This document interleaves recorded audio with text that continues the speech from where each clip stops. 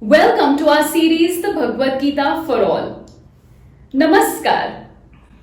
Chapter 10, Vibhuti Yog, or the Yog of Manifestation.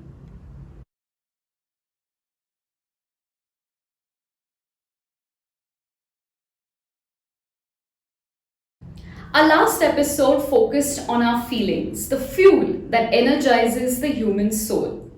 I spoke of having awareness and how the awareness could have a good or an adverse effect on you. In the meantime, how far along have you come in trying to comprehend what lesson it is that your soul really wants to learn? Have you had a chance to figure out something yet? If yes, it's time to have more experiences that get us closer to that lesson. If not, don't worry, it'll come to you soon enough. You just need to try a little harder. Let's get started with our learning for the day. Deconstructing the Vibhuti Yog. Let us now try to make a sense of the Vibhuti Yog. Vibhuti is power, the great power that the Creator possesses. When one becomes aware of the glory of the God they believe in, they are inclined to engage in devotion to this higher power, albeit to a larger extent than usual. We've seen before that there's a direct relationship between knowledge and love. The more you know something, the more you begin to love it. Think of this practically. You may have a book or a poem that you've read in the past. Something about it stayed with you. It impacted you on some level, and you often find yourself going over it again. You may have quoted lines of the poem or statements from that book to your friends, or turned to a certain page when caught in the midst of something. These words have stirred you. You've had your own interpretation, and you now have knowledge of it. The more you read, the more you make sense of it, and the more you love it.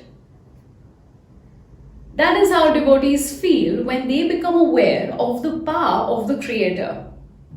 They want to turn to this source of light and happiness in their life. They want to know more, and they want to share this knowledge that they have now. Shri Krishna and understanding devotion. Here's something to ponder upon. Aham sarvasya prabhavo. This means I am the supreme, the ultimate truth, and the cause of all causes. That is what Shri Krishna tells Arjun.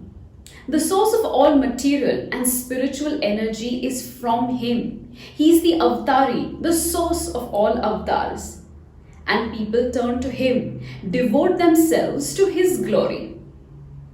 Our mind, as we've seen before, has a mind of its own. It enjoys being absorbed in things like a good book, a great series, a person, or an activity. That's how devotees feel. Their adoration is deep, which gives them meaning and purpose for their life. It's also how some of them find the strength to live when everything is going against them. A source of power to wake up each day. What people love, their actions follow the same route. Take for instance parents. The love and care that they have for their children surpasses boundaries at times. Another example is of highly passionate people. Some of them have found a calling in life thanks to the pleasure they find in activities like baking or teaching. In a similar way, devotees find a footing in life through their devotion.